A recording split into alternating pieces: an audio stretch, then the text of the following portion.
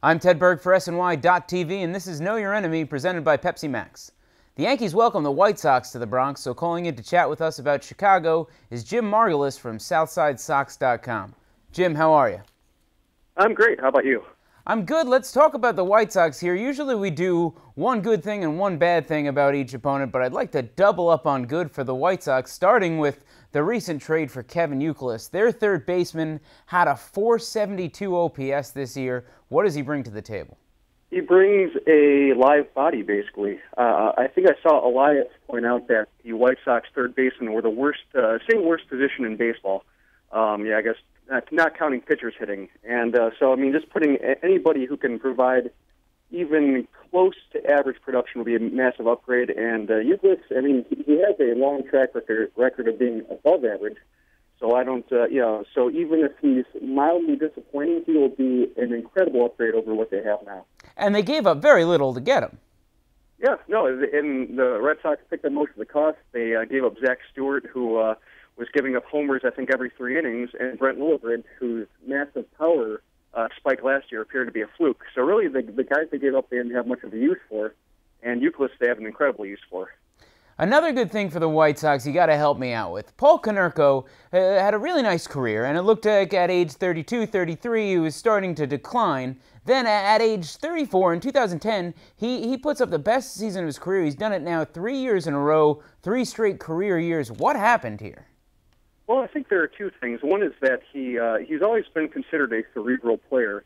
And before, I would say before a couple of years ago, that could be used against him as much as it could be used for him, because he would get into ruts. He would kind of beat himself up when he got into a bad week or two, and it would carry on. So I think he's learned to kind of control that and focus more on good at bats or adjusting his swing from day to day or series to series. The other thing is that his health has been pretty good. In previous years, he had a thumb issue. He had a back issue, just these kind of nagging injuries that could really affect a power position.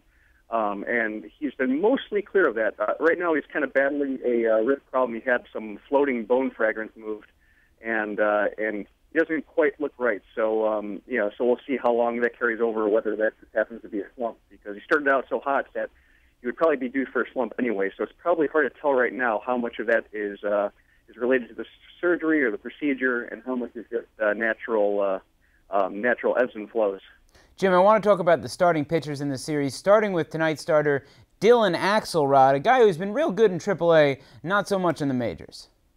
Axelrod is a typical emergency starter. He's got a good finger and slider, but he has a hard time cracking 90 with his fastball. So it's just one of those guys who, if he's not on his game, the game can turn against him in a hurry. And next is Jose Quintana, a guy they picked up from the Yankees system who's been outstanding for them this year. Yeah, he's been a revelation, and you can see that he's got some tools to stick in the major leagues. He can hit about 91 with his fastball, which is decent for a lefty, and he can move it around the strike zone. He can move it up and down, inside and outside to any hitter. So he's got a fearlessness about him that I think will serve him well in the future. But I think he also has a little bit of a deception to his delivery, which kind of makes his offerings a little trickier for hitters to pick up than usual. And over the weekend, they've got Jake Peavy and Gavin Floyd, a couple of guys everybody's seen at this point, but Peavy looks like he's back to his old self.